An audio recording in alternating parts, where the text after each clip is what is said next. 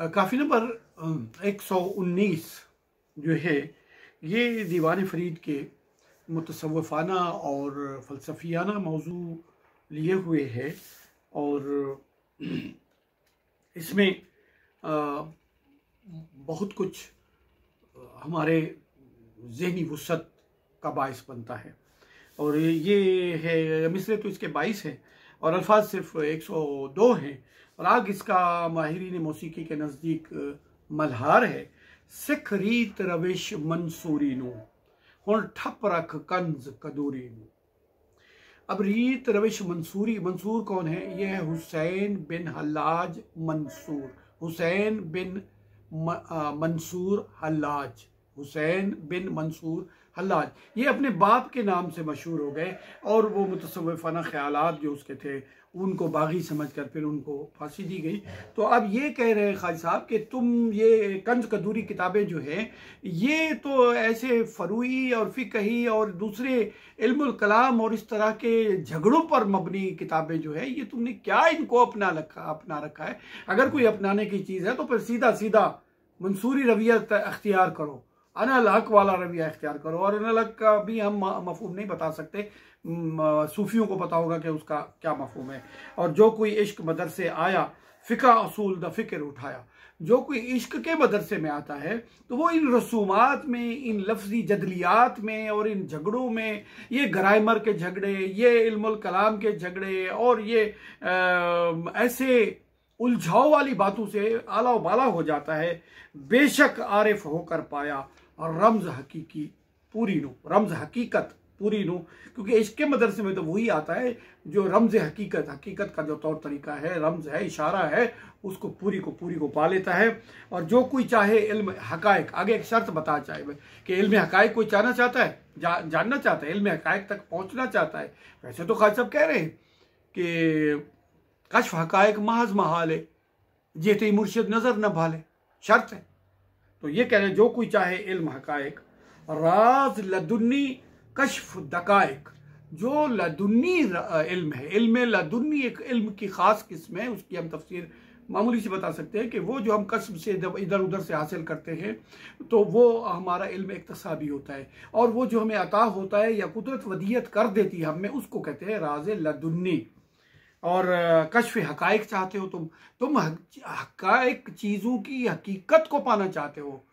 और ये एक कश्फ हकायक जो है ये नबी करीम सल्लल्लाहु अलैहि वसल्लम की एक दुआ भी है कि अल्लाहुम्मा अरीनी हकीकत अल अशिया, अल्लाहुम्मा अरीनी अशियान कमा हिया, ऐ अल्लाह मुझे अशिया को ऐसे दिखा जैसा कि वो हकीकत में है।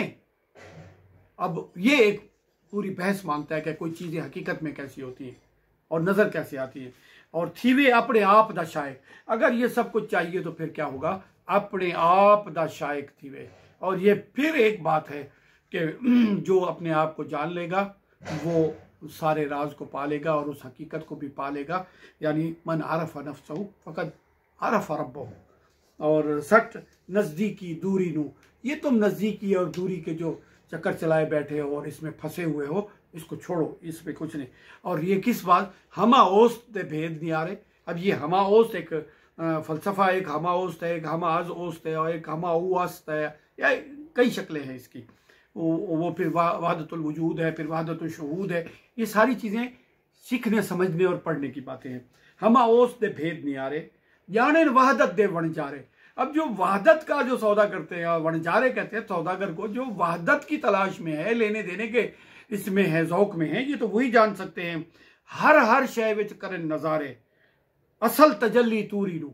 और वही जो वहदत के वणजारे हैं, वहदत को अपनाने वाले हैं, वणजण कहते हैं अपनाने को, खुद पर तारी करने को। जो वहदत को खुद पर तारी करते हैं और अपनाते हैं उसको, तो वो फिर हर चीज़ में वो तूर वाली तजल्ली जो है उसी को देखते हैं।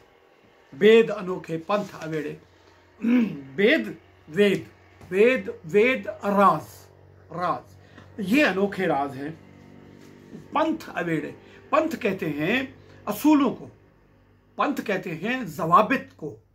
पंथ अवेड़े ऐसे पेचीदा राज हैं, अनोखे राज है, पेचीदा ज़ाब्ते हैं। वेढ़े वस दे रखन बखेड़े, अब ये बड़ी बात है। अब वेढ़े वसदे रखन बखेड़े, जो हमारे साथ अपने घर में, सहन में, इधर हवेली में जो बस रहे हैं, ये भी हमारे साथ एक तरह की जिद रखते हैं। एक तो ये है, लेकिन सूफिया और उलमा इसको एक और मानू में लेते हैं। वो कहते हैं कि ये वेढ़ा जो है, ये हमारा जिस्म जो है, ये हमारा वजूद जो है, ये हमारा वेढ़ा है, सहन है, घर है।